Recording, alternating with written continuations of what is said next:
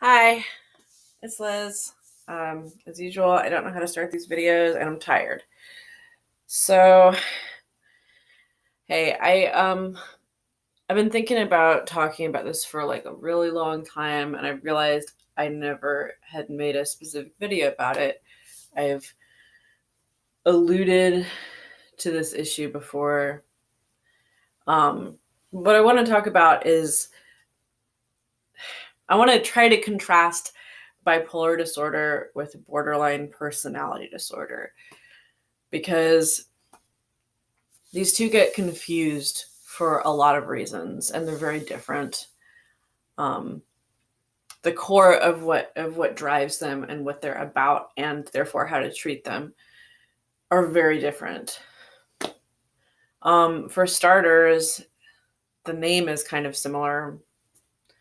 um, I mean, the abbreviation, so a lot of times if you say BPD, I mean that's generally accepted as meaning borderline personality disorder. But if somebody isn't hip to the lingo or whatever, they are likely to think that you mean bipolar disorder, which makes sense. Seems like it could also be abbreviated BPD. But there's a way deeper issue, which is that the symptoms, at least on paper, a lot of them seem similar. Um, a lot of the same words are used to describe them, and even a lot of clinicians um, misdiagnose. What's typical is, in general, is that people with borderline are misdiagnosed as bipolar, and the reason that tends to happen is because bipolar is a lot easier to treat. Um, Bipolar really requires some like medication mostly, and maybe some work on like, oh, how can we learn to manage symptoms better? How can we um, kind of restructure our lifestyle a bit for better self-care so that you don't have episodes and that kind of thing. Um, that's not enough for borderline personality disorder at all. Borderline personality disorder does not have a lot of, most of the treatments that people use don't work very well. Certainly, using a bipolar treatment is unlikely to work very well. What I have heard works is addressing the core issue as being trauma or some other kind of dysfunction from childhood that's led to kind of messed up um, attachment to care providers and whatever, to emotional dysregulation, to just have it being even in a situation in a family, for instance, where all of the relationships are really deeply dysfunctional, even if they're not sort of technically abuse by whatever standard, can lead somebody to have borderline personality disorder if they have the um, sort of disposition, which is, somebody who's very sensitive, who's very raw. And so all of those factors combined can lead to somebody with borderline. But I feel like I'm kind of jumping the gun here. So let's back up a minute.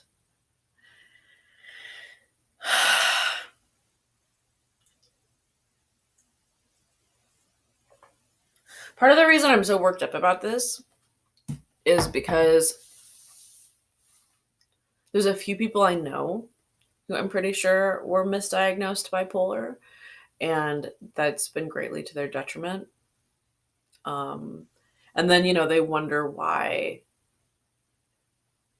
the treatments they're getting aren't working very well. And they're starting, they repeat the same behaviors over and over again, especially in relationships. And they have these very unstable relationships. And the people I'm thinking of also are frankly pretty abusive to their partners, and or other people who are close to them in their families or, just as close friends.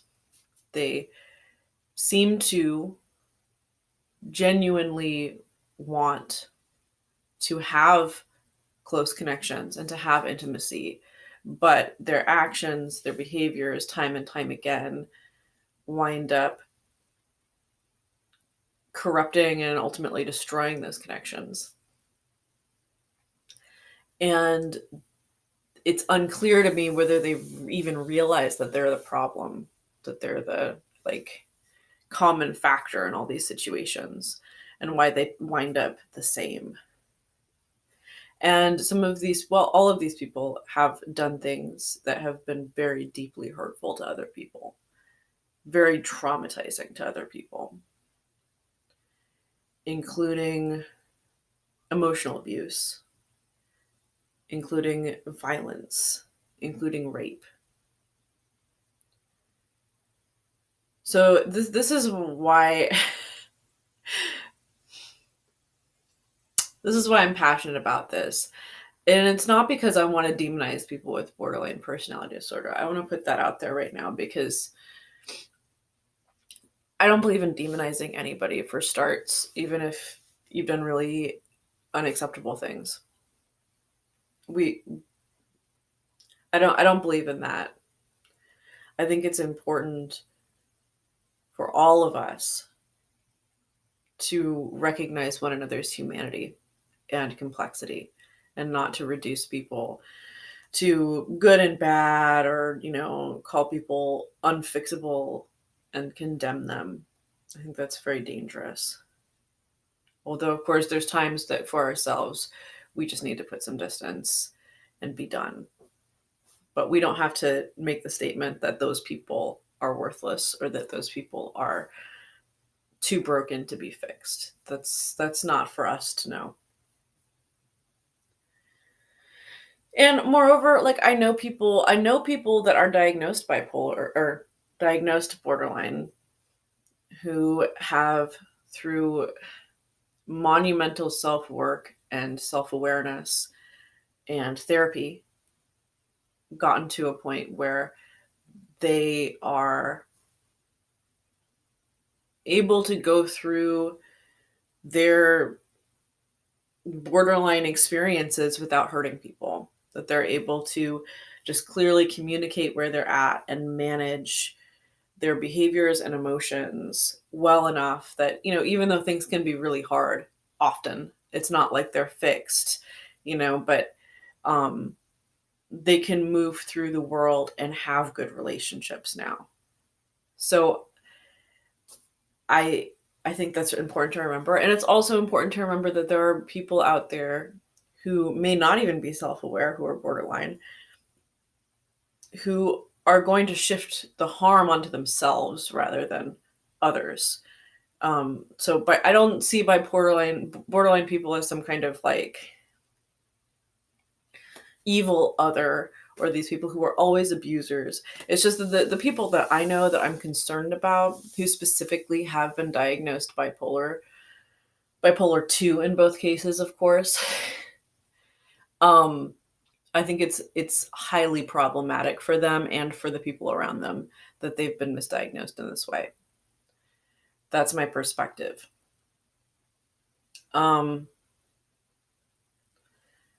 Yeah. So, sorry, I didn't structure this well. Because I don't have time to structure videos. I don't have that kind of time. I barely have time to do this. So,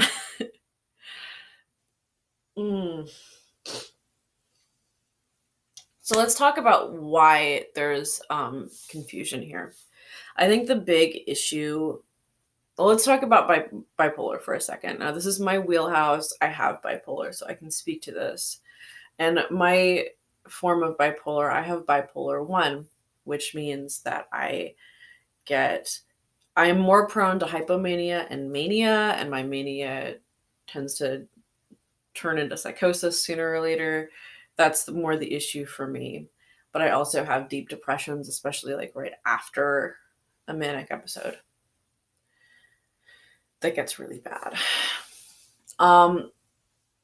the thing about bipolar 1, and the reason I said, of course, they're misdiagnosed as bipolar 2 is sort of milder and more depression focused, rather than, like bipolar 2 is described, to me at least, and maybe someone can correct me if I'm misrepresenting this, um, as mostly depression with some hypomania and maybe occasionally mania.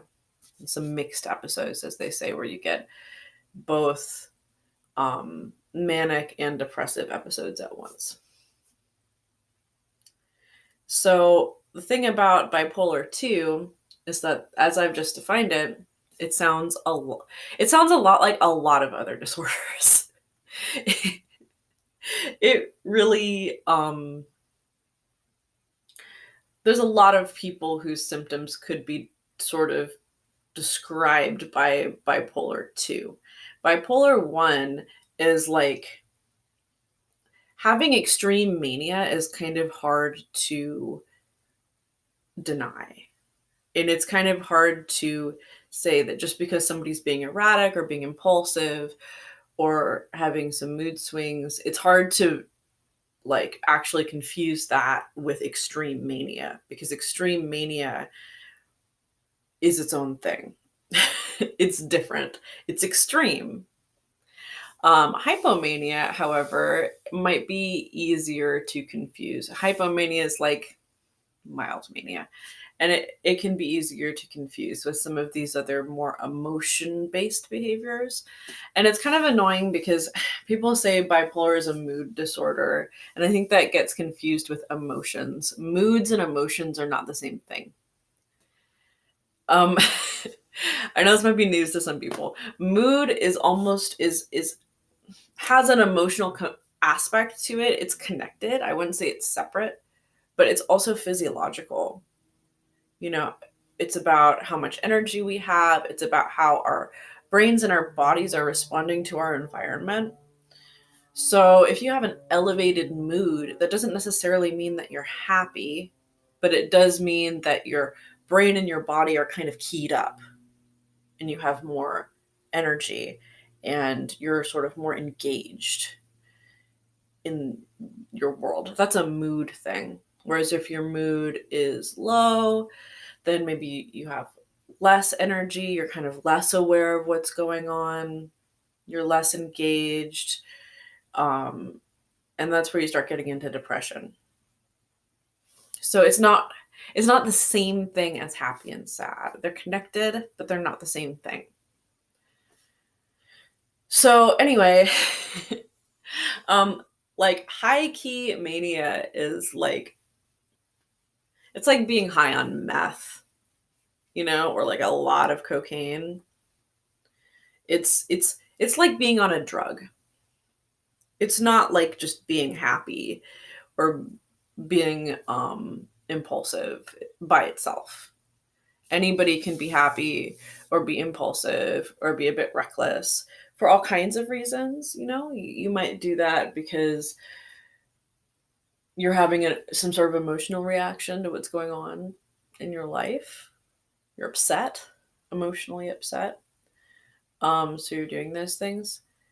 When you're manic, it's really more like there's a force inside you physiologically that is driving you beyond your normal behavior.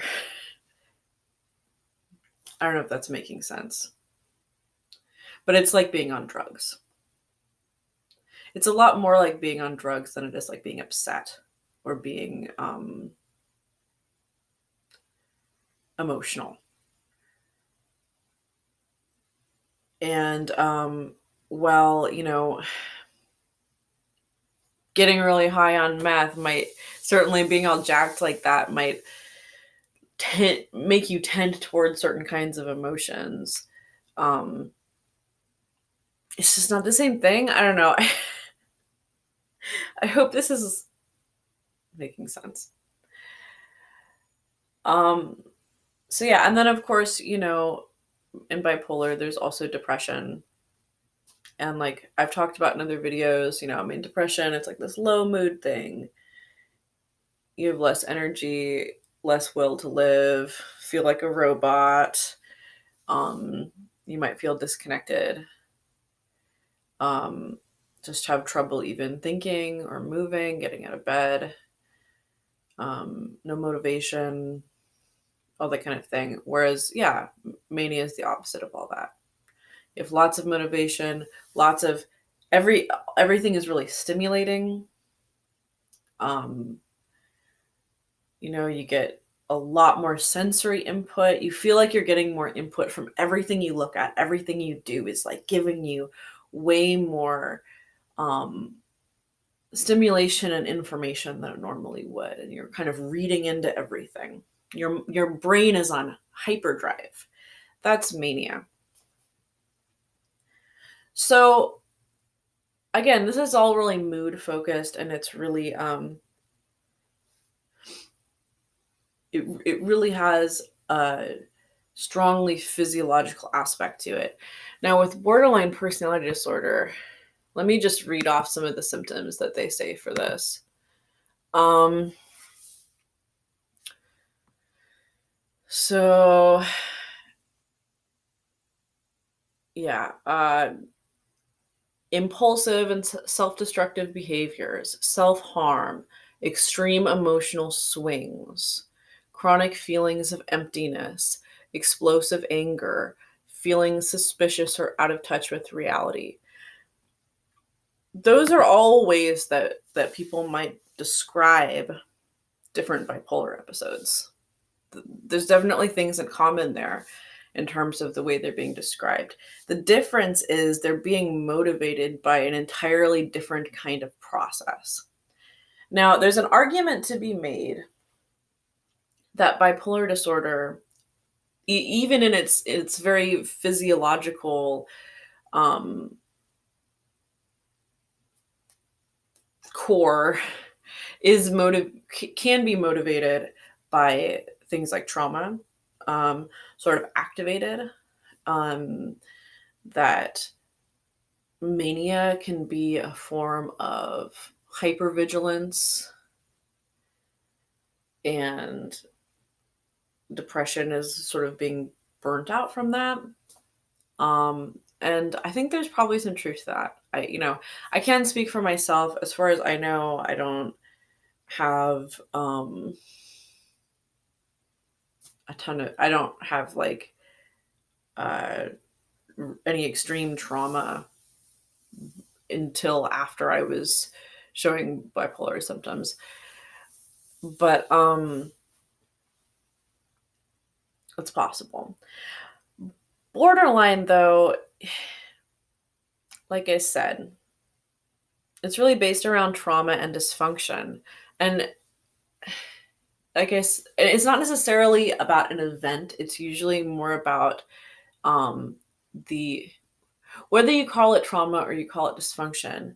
My understanding of what tends to cause borderline personality disorder is growing up in an environment where you're not securely attached to the caregivers, the people who are supposed to be taking care of you, that you don't um, learn to regulate your emotions because of the chaos and dysfunction that you're living in.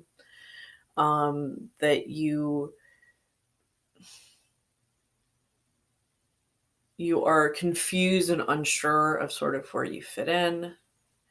You don't have stable relationships as a child.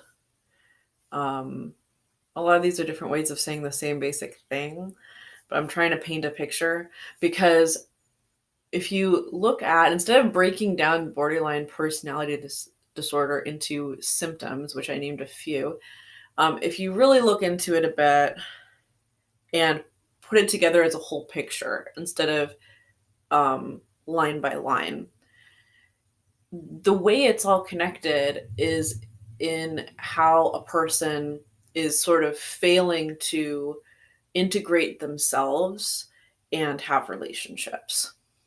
And that comes in a lot of different forms, a lot of different specific behaviors and patterns, but that's really what it is about.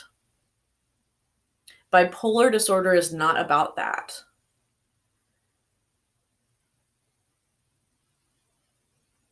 The only thing that really gets in the way of a bipolar disorder, a person with bipolar having stable relationships, is their own personal like stability, like their own ability to like not be flying up the handle, being manic and depressed all the time.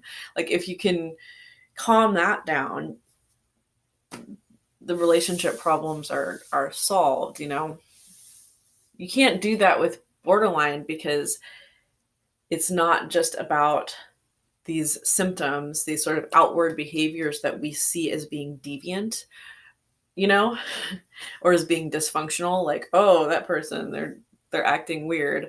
They should stop doing that. Because that's kind of like the way that psychology is modeled for us in our culture is it's a lot about trying to push people back into boxes, trying to make people into sort of functional units in society and focusing on crushing their deviant behaviors. But that way of looking at it tends to obscure what the real problems are, right? So you can medicate the hell out of somebody who's borderline, and you might be able to get them to stop, you know, stop shoplifting, maybe because maybe that's a problem for them, or stop, just flying off the handle in some outward way. But you're not going to touch the core issue, which is what's broken and how they relate to people and how they're able to even relate to themselves. You're not going to be able to address that. And so they're still going to be suffering and the relationships are still going to be suffering. So that's the thing. There's a lot of hope for people with borderline personality disorder in this day and age. These sort of old superstitions that used to more or less be true, that there is no treatment, but that's not true anymore. There is treatment. So if you're watching this and you're thinking, maybe I was misdiagnosed with bipolar, don't think that that's a condemnation for you.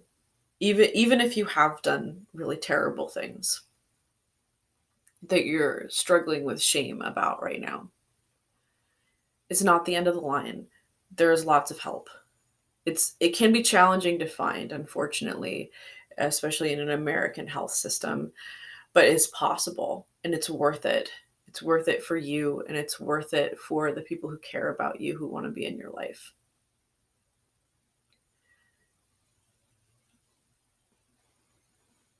And some of the people that I'm talking about, I've cut off too. I've cut out of my life because I couldn't continue to deal with their patterns. Because personally, I am not a great person to deal with somebody who's borderline and not self-aware about it. I don't have the kind of communication skills and patience that is required, and I wish I did, because anybody who I've cut off for that reason, I really wished, and I really wish that I could be there for you and have a relationship with you. I didn't do that lightly. I didn't do that because that's just what I wanted. I did that because things weren't going anywhere and I wasn't going to be able to do anything good for you. And I lost my patience, and I didn't want to just have our relationship devolve into something completely irredeemable. So I stopped and I walked away. So ultimately, I did that for you, and I did that for me too. But I still want the best for you, and I still want you to be able to have help that you need. And I hope you know that there's no shame in it. There's such a horrible stigma around borderline. Um, right now, I mean, there isn't that much stigma around bipolar disorder, at least not that I experience. A little bit with borderline though, people treat you like you have the plague, and that's not fair. You can, first of all, it's not your fault. It's not your fault that you have this level of dysregulation. Um, you are responsible for your choices and your actions, and you're going to have to grapple with those things. But the fact that you are the way you are, that's just what you were born into, and it's not your fault.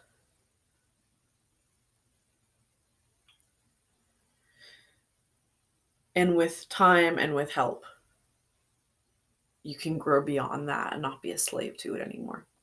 So I want that for you.